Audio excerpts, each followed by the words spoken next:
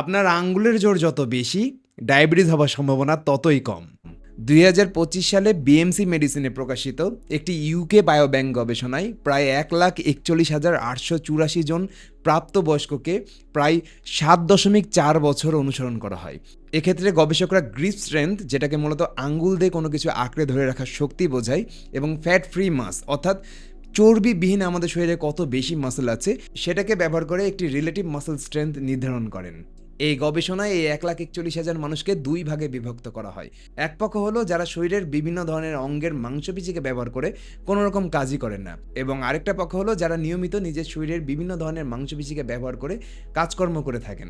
এবং এই উভয় পক্ষের পূর্বপুরুষদের অর্থাৎ তাদের বাপ মা বা দাদা নানিদের ডায়াবেটিস ছিল কিনা সেটাও বিবেচনায় আনা হয়। এই সব কিছু বিবেচনা করে দেখা যায় যে যাদের মাংসপেশির স্ট্রেংথ কম তাদের তুলনায় যাদের মাংসপেশি বা শরীরের শক্তি বেশি তাদের টাইপ 2 ডায়াবেটিস হওয়ার সম্ভাবনা প্রায় ৪৪% কম। আমাদের শরীরের প্রত্যেকটা হাড়ের সাথে মাংসপেশি লেগে থাকে, যেটাকে মূলত স্কেলেটন মাসল বলে। আমরা যখন এই স্কেলেটন মাসলগুলোকে কন্ট্রাক্ট করি, অর্থাৎ ধরেন আমরা কোনো কাজ করছি যেখানে আমাদের স্কেলেটন মাসলগুলো ব্যবহার হচ্ছে, ব্যবহারের ফলে পেশি সংকোচন বা প্রসারণ হচ্ছে, এর মাধ্যমে আমাদের শরীরে যে ইনসুলিন হরমোন আছে সেটা অত্যন্ত সেন্সিটিভ হয়ে যায়। আর ইনসুলিন হরমোন সেন্সিটিভ হয়ে গেলে খুব সামান্য পরিমাণ ইনসুলিন আপনার প্যানক্রিয়াস উৎপন্ন করবে, এবং এই ইনসুলিনকে ব্যবহার করে আপনার মাংসপেশি রক্ত থেকে চিনি টেনে নিয়ে নিজের ভিতরে গ্লাইকোজেন রূপে স্টোর করে রাখবে।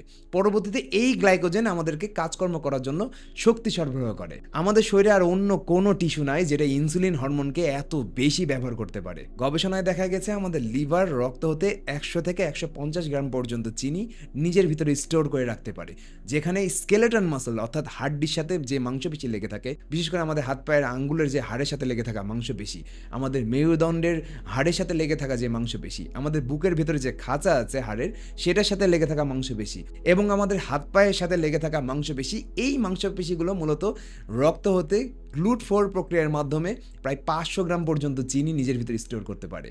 এখন এই স্কেলেটন মাসলকে আমরা মজবুত করব কিভাবে? সবথেকে গুরুত্বপূর্ণ বিষয় সেটা হলো শরীরের প্রত্যেকটা অঙ্গকে ব্যবহার করে আপনাকে কোনো না কোনো একটা কাজ করতে হবে। যেমন ধরুন আপনি আপনার যে কাঁধগুলো আছে এইখানকার হাড়ের সাথে লেগে থাকা মাংসপেশিকে অ্যাক্টিভ করবেন।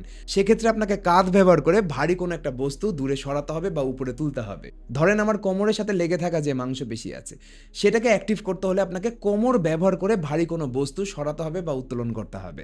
সমস্যা যেটা হলো যে প্রথম যদি কেউ এমন ধরনের মুভমেন্ট করতে যান সেক্ষেত্রে ইনজুরি হতে পারে, যার কারণে মূলত রেজিস্ট্যান্স ট্রেনিং এর গুরুত্ব এতটা বেশি।